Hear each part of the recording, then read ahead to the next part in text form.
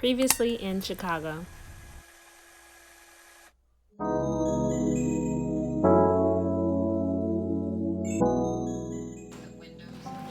Oh, oh, Johnny!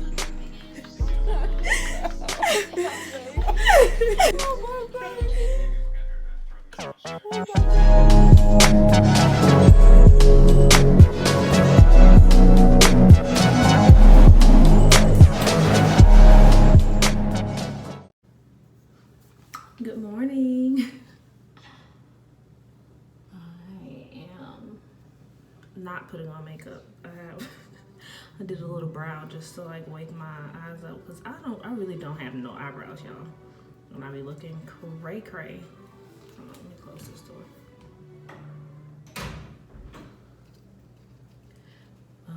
And then I have this Wet n Wild press powder just to put like under my eyes a little bit. I've been liking not wearing makeup. And sometimes you just look a little sleepy. You wanna wake yourself up. I'm not gonna do a whole beat. There's no point.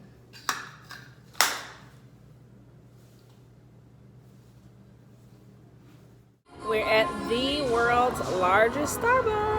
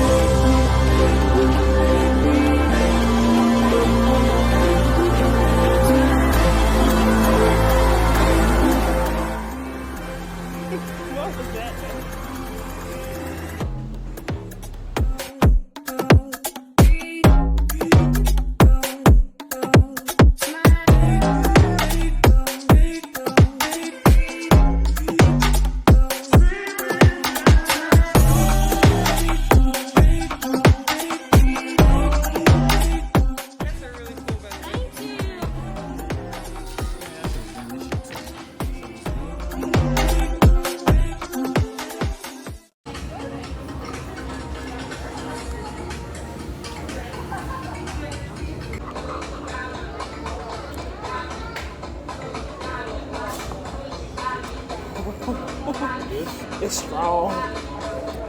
It reminds me of Mexico.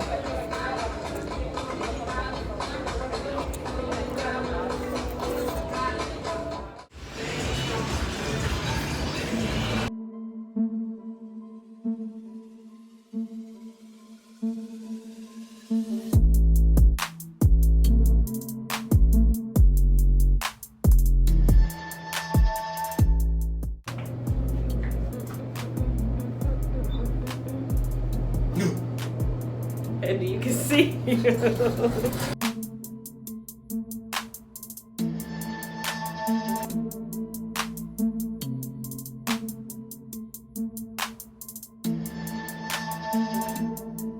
Okay, dokie.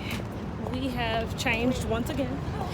We are headed to a boat cruise. We're going on my favorite, the River and Lake Architectural Tour.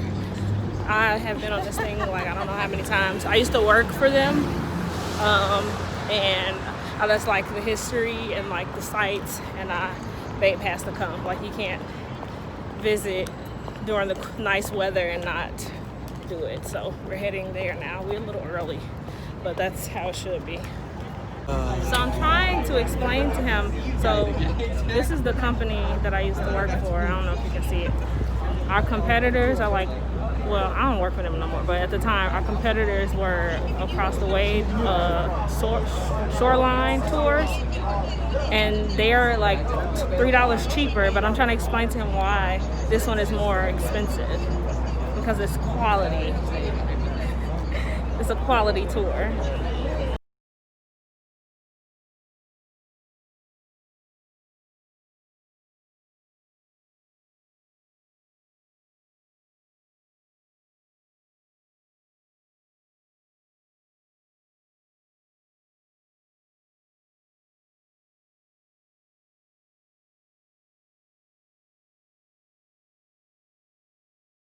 Not just buildings made out of wood, folks. I'm talking streets, sidewalks too.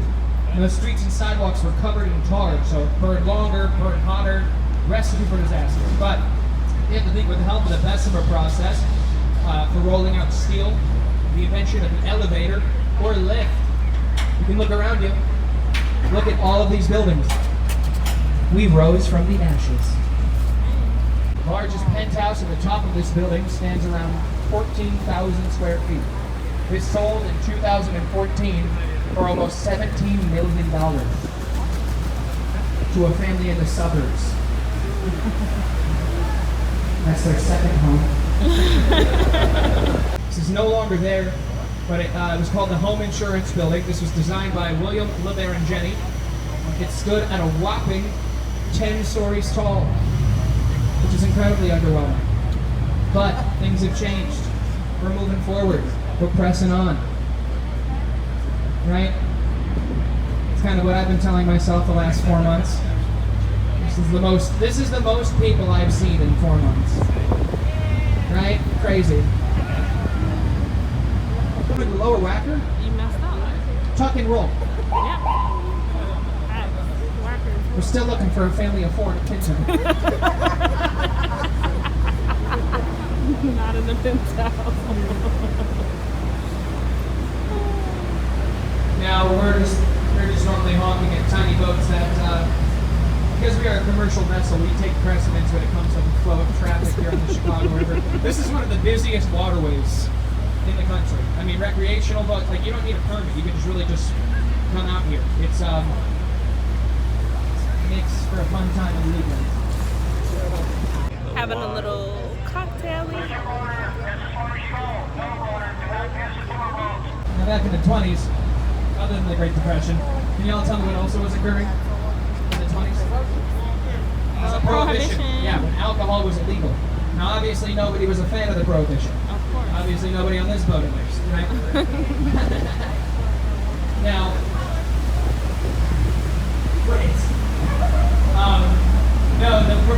the architects of this building weren't fans of the prohibition either, so they designed that building in protest to look like a giant bottle of champagne. Yep.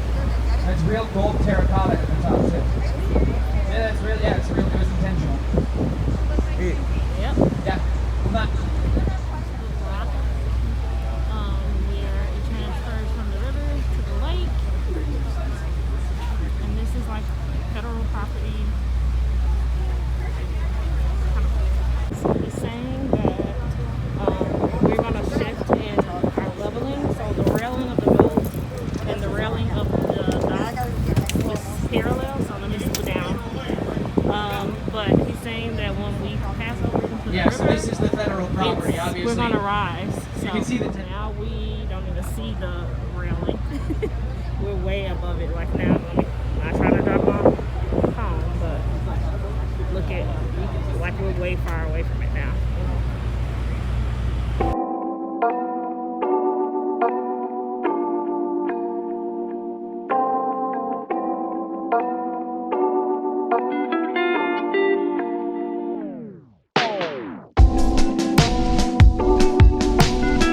It burned all the way up to 2400 North Fullerton Avenue. So that's almost 4 miles north. And 800 West Halstead Street to this lake. So that's about 1.5 miles to 2 miles inland. Now we know the Great Chicago Fire started on the southwest side of Chicago. It started in Mrs. O'Leary's barn. Chicago just doesn't know specifically what started the fire. But how many of you know the story of the cow? Yeah, a couple of you do. Now, anybody know the song? Anybody know the song of the cow? No? Now this is a nursery rhyme. It's for children. It's about a city burning to the ground. But it goes like this.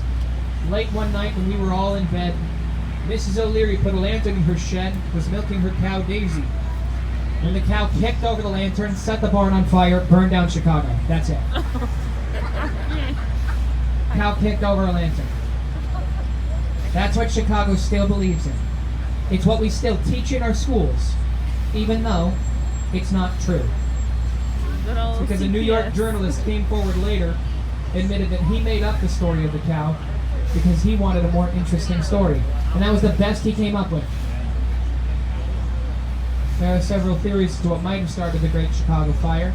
The first theory is that Mrs. O'Leary, she had a ton of gambling debt. Her barn was collateral, right? Also theories that she had affiliations with the mafia, or that she burnt down her barn on purpose for the insurance money, which I get. But the theory I believe in, and I really do believe this, I think a meteor shower started the fire. Now I know I sound like a guy on Reddit. I say this because the exact same night as the Great Chicago Fire, any of you ever hear of the P.2 fire in Wisconsin? No. Anybody? No? What about the Port Huron fire in Michigan? No? Where you have? Yeah. I'm glad somebody does, because I'm looking like a conspiracy theorist at this point. Right? No, it's, look this up. Those two fires started on the exact same night as the Great Chicago Fire. Same night. Now, it wasn't just Chicago experiencing a drought on the night of October 8th. It was the entire Midwest experiencing this 2-month drought with that strong southwestern winds. Now, I believe the reason why you don't hear about them, this is a major metropolitan area burning to the ground, right? The media attention about a major city on fire, people were eating that up. And the moment the story of the cow took place, people were just chomping up the story of the bit. We getting honked at. I know. We're headed to the bean, the COVID bean right now, because it's like all blocked off. But we still want to go. So we're headed in now to see if we can get some semi-decent pics. It's definitely not going to be like pre-COVID, but still beautiful nonetheless. Cloud Gate in all its glory. You can still get a decent picture of it, but you can't get the best picture with it.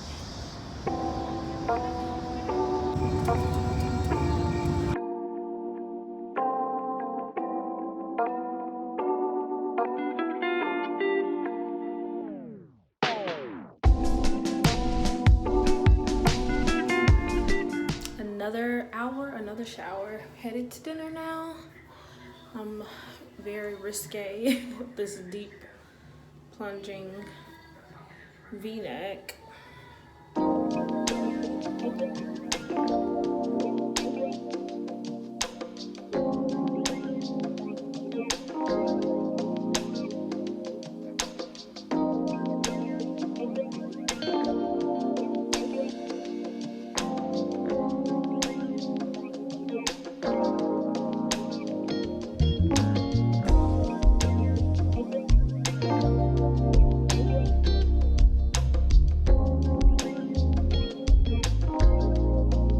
Another wardrobe change.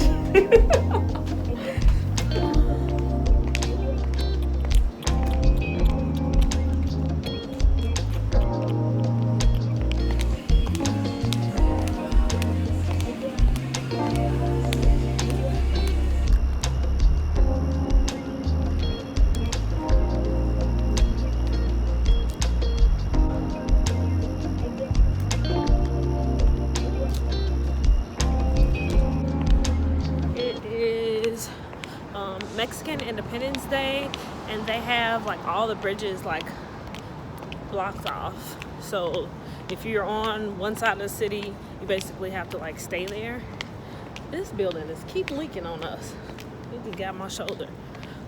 Like they have the police blocking off like every entrance to the bridge.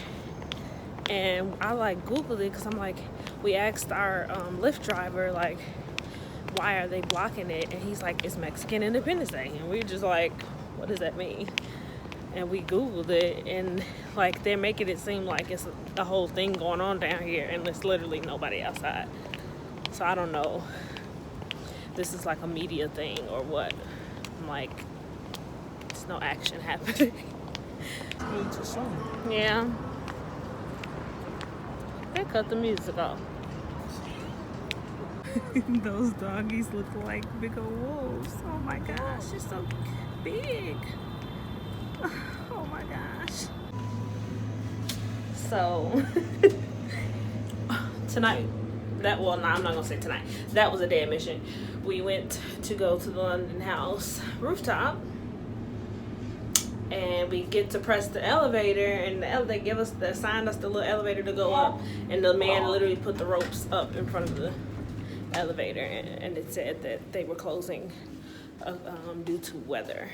It's getting colder here, but they only had it 1 more hour. They could have just left it. I don't know. So we're headed back to our hotel room to sit and eat snacks and watch TV. I want to take this off. It's gonna be, y'all gonna see it again. But I'm home and I'm naked. Well, I'm in the hotel and I'm naked. This was my makeup look that was very rushed. Y'all ain't had no concealer. Let me close the door. The TV is so loud. My bad. And this color, I don't know why I put this color in my eye. But anywho, I'm home. Well, I'm in the hotel and I'm naked and I'm comfortable and I'm gonna take this makeup off. I'm thinking about taking another shower, but that's like kind of excessive. That'll be like 4 showers in one day. But yeah, I'm gonna eat my food, my dessert from Magnolia Bakery. We went to Magnolia Bakery earlier today. Q Magnolia Bakery.